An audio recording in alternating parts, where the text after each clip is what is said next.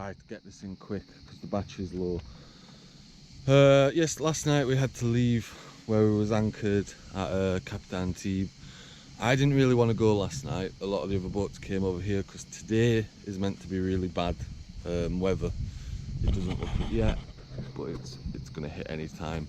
However, I'd rather have come in the morning because it looked last night like it was going to be uncomfortable over here when I was looking. And then there's mooring buoys over here, but I came in the dark and couldn't find them. There's parts where you're not allowed to anchor, but when I came in I checked all of these boats and saw that they were anchored. So if someone comes to me, I'm going to point at all of them and be like, I didn't know everyone else is anchored. I'm waiting for I'm hoping that the alternator's not working, so that's an urgent thing I need to fix.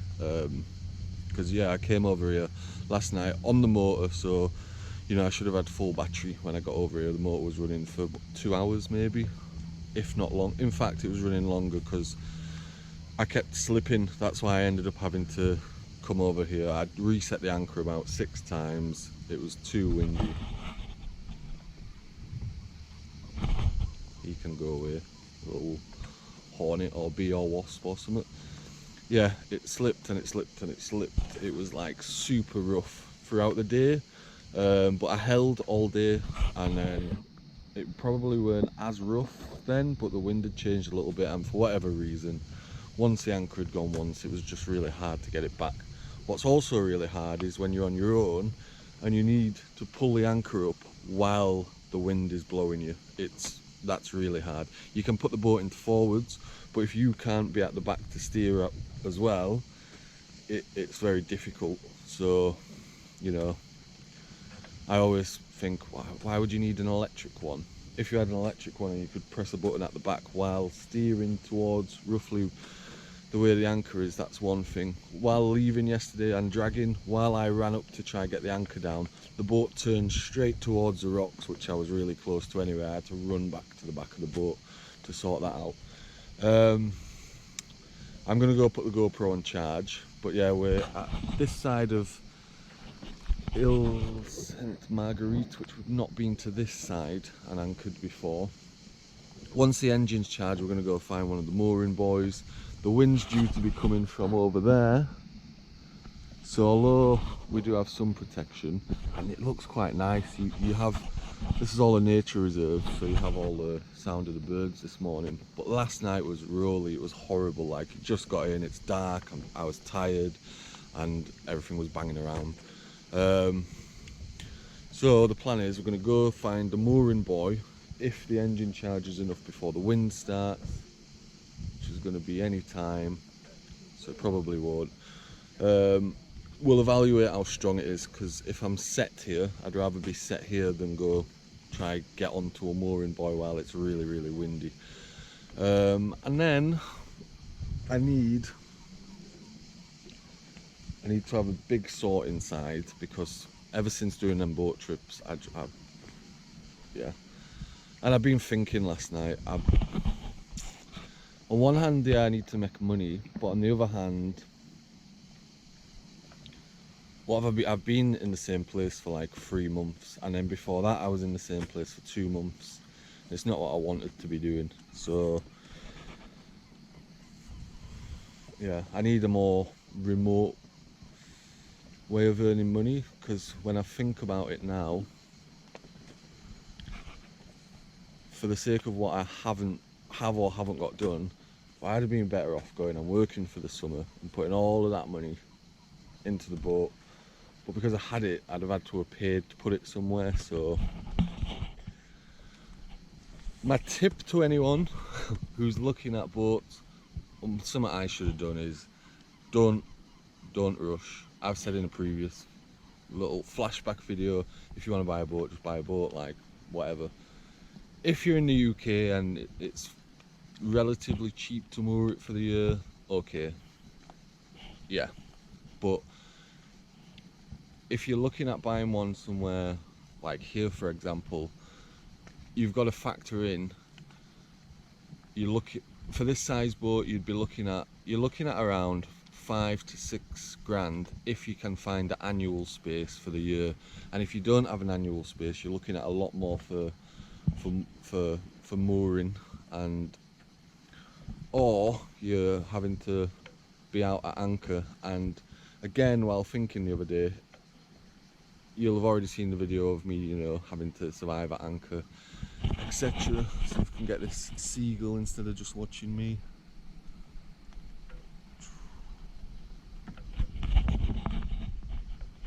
I was thinking just the other day, it's blowing, I've got loads to do on the boat, you know, if I could have been in a port, maybe it would have been in a port.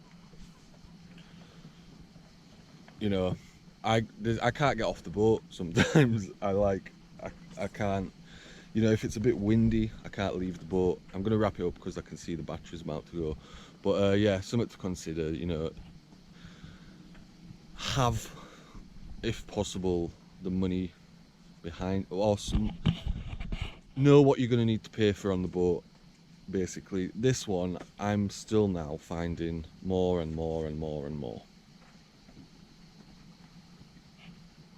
And I was trying to think the other day, is it, if I go back to episode 2, because that's the first one I filmed, when I sailed over to Saint-Tropez, I feel like the boat was genuinely more together than it is now.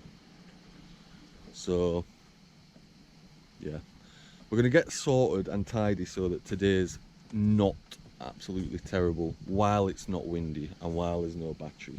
So at least then while it's windy, it can be windy in a tidy space, because at the moment it's not a tidy space.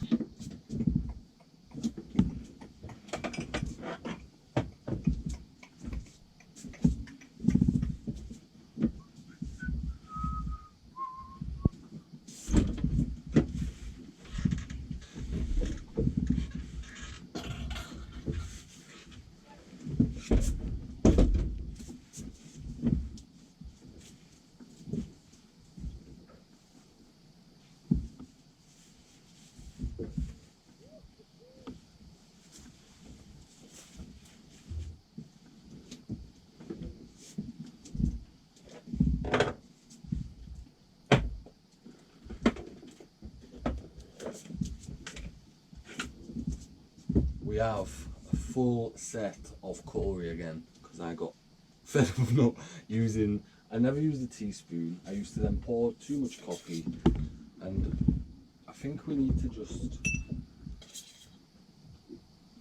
it wasn't necessary to not have them. They cost me like $3.50.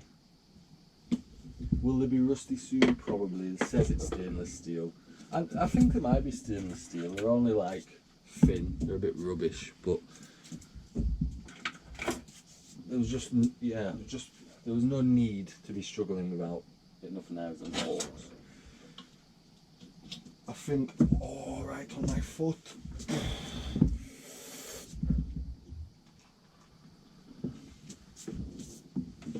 I am covered in injuries. Like, I'd done a sliced this finger the other day on one of the split pins, and anybody else probably goes to the doctor with that because it doesn't look good. And yeah, just everywhere, just covered. Got a big one here the other day. There's something I think stuck in my foot, but I'm not too sure how I'm going to get that. Anyway, sugar, sugar, sugar.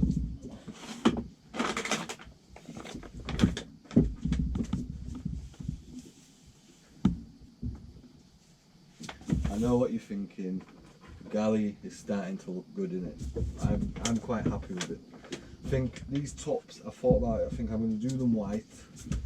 And then I've even debated, let me turn you around a little bit, cupboarding that, because I could still access behind, not doing a good job of showing this. If I put a cupboard there, right, I could still access what's in there. Either I'd still leave that, so if I could open the cupboard I can still get in with whatever's there, or I'd still be able to access it right through the back of there, And a cupboard there might just be better use of space. That's quite a big space. So I'm thinking about that. The other side I'm going to leave. I quite like the other side. If I do swap them over, I'll probably change the hinges so them ones are hidden because that looks a bit rubbish. Yeah, these little shelves we've added on the backs, we're just going to add the fronts to them so that will look neat. That one over there needs cutting down a little bit further. So then when the fronts are added on, they'll sit there, and then there's a storage underneath, but it just looks a lot better than it did before. It'd look even better if these big silly red boxes were put away where they're meant to be. Don't drop them in.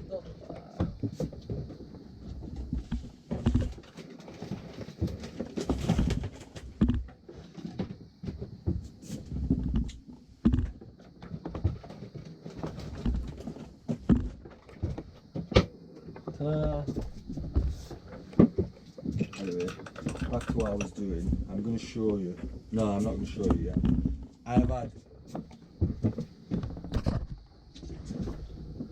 I need to get used to recording again. I'm being terrible at it.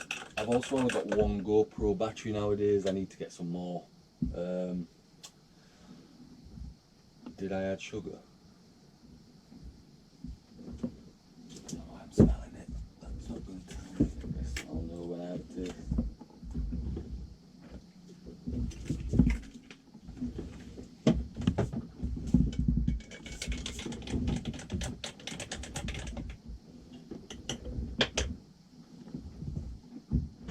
This is like coffee number 4 of the morning, and the time is, it's actually 22 minutes past 10. We've been awake since about 6, and we have had a major clean up. I'll show you in here. I'm just waiting for the Hoover to charge. I got a little rubbish handheld Hoover. It's not attached yet. I got a little rubbish handheld Hoover. I am probably at some point going to invest in just a decent one, because otherwise cleaning up is a nightmare. Like, stuff gets dropped all the time, and then you're trying to, it's like cleaning a shower floor basically, but on a large scale. That's what it feels like anyway. Outside we have cleaned the cockpit, we've done all the washing up, and actually rinsing the floor was way easier, probably with that bucket over there, which I've only got recently. I don't know why I've not always had a bucket on the boat. And go off the back, fill the bucket, poured about 5 buckets of water over the floor, gave the like, what's it called, sponge teak, I forget, whatever that's called, gave that a bit of a wash down. And this is the first time actually benefiting from like all of that sanding. And yeah, I didn't actually finish sanding, but it's hard to remember what the boat looked like before, because it was white but there was loads of like little holes and everything. And now I didn't actually get, it all needs one final coat, but like the floor before used to not clean up like that. It used to have like too many like spider cracks and stuff, so all of the black and everything would stay in that, and even if you scrubbed it, it didn't come very clean. Fixed the cockpit table after it annoyingly broke. This time what I've done is I've just screwed into the like outside bits which you meant to screw through, so it goes diagonally through them. It's a terrible design. I feel like part of the table were missing, and it was expensive, and it's been thrown in the bottom of the boat for ages. But it's actually, it's quite nice. Honestly, I feel like I'm having a bit of a morning where I've got here and it's almost a little bit of a taste of what I was meant to be doing.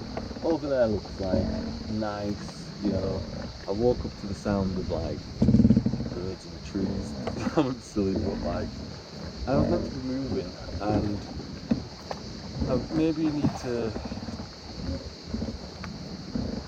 I'll finish like, I might advertise the next firework boat trip, but there was something quite nice about doing them. Like I took like a family out, but I've given them a really good day, and there's no one else doing it that cheap, or will take that little people, and really it should do really well. And if I was doing one every day, and the money was coming in, and I was then being able to put all that money into the boat, it would really feel worth doing. But I'm not getting them every day. People keep saying to me, "Oh, the price is like too low. You should be charging more." And it's like, well, I'm not getting many people booking. And this has grown from nothing. And we've done some boat trips from nothing. And the page that I made for it, got 100 members, which it's summer, and if I was to like go purchase flyers, but the earning time for this year, it's not enough. So what's really in my absence for the last like month while I work with filming all, I spent a lot of time thinking, what do I do? Like, do I stay and do I try like build that, and then I could obviously still show you guys on YouTube. It'd still be like sailing, and I'd still be doing my boat up, and I'd be working from the boat to do the boat up. But it's really difficult because people come onto the boat, and even if you're doing it cheap, for me now it's set up.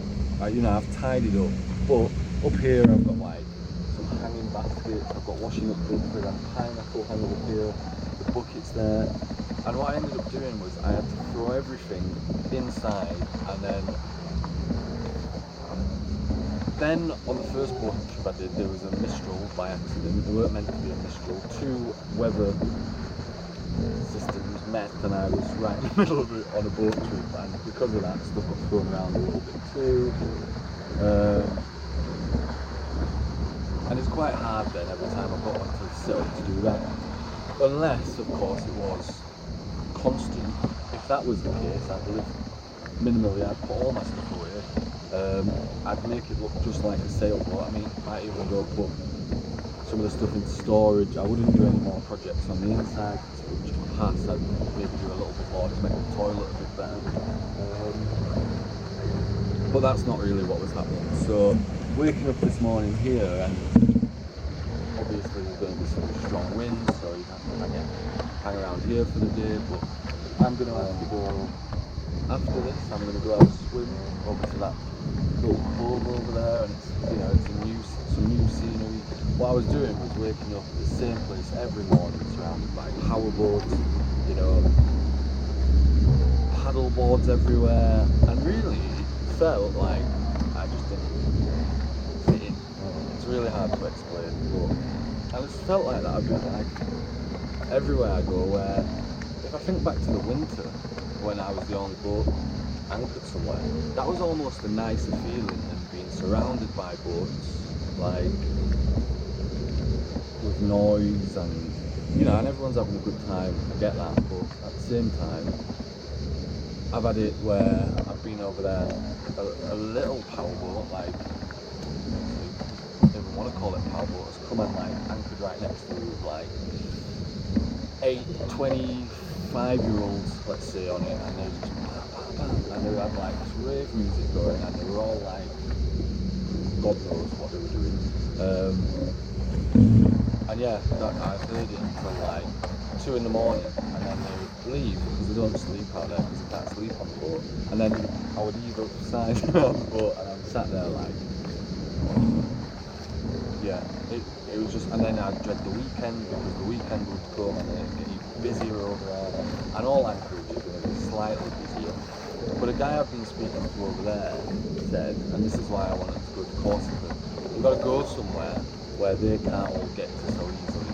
Whereas here, all of the rich people come out on those day boats, make the noise, scream, shout, everything else. Then they go back, and there's not really any consideration. Like, just this morning, once done it here, it was completely flat, and then I was tidying up inside, and I'd literally got everything kind of in place, and the swell, the wake of that boat, and then the things I was doing all fell off, and then I had to tidy it again. But anyway, yeah, something about this morning where, you know, there's a little sailboat over there.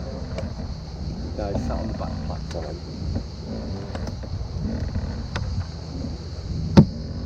putting his toenails in it. I just can't say what he was. I'm known to do that, but yeah, sat on the back platform. You don't see that over there at that anchorage, like, and then I go past my boat and it all looks a mess, and then I don't know, and then doing the boat trips, and then feel the pressure to make the boat really nice and the nice scenery, and the reality is it's not that sort of boat. And when you're surrounded by them sort of boats, just like with anything in life, it's very hard to not see what you have got and just start seeing what you've not got. And when I was, again going back to the winter, when I pulled up outside Port Ramon, I imagine if I went to Port Ramon now, that anchorage would be absolutely packed, big boats, small boats, whatever. But when it was the winter and this was the only boat in Anchorage, just same with fuel, there was no comparing to everything else, and it was a lot better. I can see from here a helicopter, like parked on top of the boat. If I look over there, I can see it's just, they're everywhere. And I even went on a catamaran the other day, because actually there's a guy called Fabian, lives on his, he's got a fairly big Beneteau. And then I got talking to him because he was in Antibes and we're on a similar group, and he actually sells boat trips too. And then actually, before he'd met me, he had a friend in France who said, "Oh, do you know this guy? He's around that area on a sailboat on YouTube." And this French guy I'd seen on YouTube, and I actually didn't think anyone from France saw anything on YouTube. I probably better stop moaning about them all. But no, I went to this big catamaran. The guy was like super friendly.